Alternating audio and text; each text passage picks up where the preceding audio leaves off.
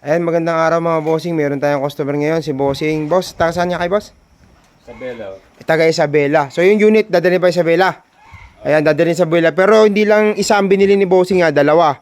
Dalawa yung binili ni bossing, meron pa dun isa. So ito na gusto ni bossing, kararating lang. Itong Mazda. Ayan.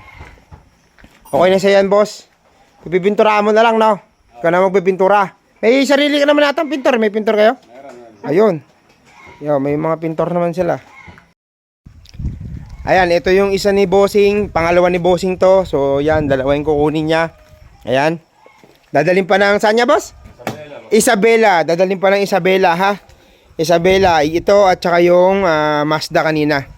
Ayan, dalawang units. Yung nagpaano sa akin nito, pa-reserve. Sabi ko sa'yo, i-ano mo na yung 10K mo. Eh, ayaw niya. Ay, wala na, nauna na ni bossing. Pasensya ka na, boss, ha? Eh, siyempre, dito, kung sino yung may mauna, sino yung may ano talaga, hindi pwede kasi magpa-reserve nang wala tayong down payment kasi alam niyo naman, negosyo to.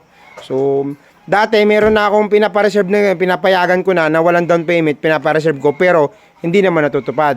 Kaya yung sa akin ngayon, kung sino yung may down payment, ayun yung ano natin. Ayan. Boss, okay na tayo dito, boss, no? Okay na, sige. Okay na tayo dyan, boss, ha? Boss, thank you. Salamat sa tiwala. Okay.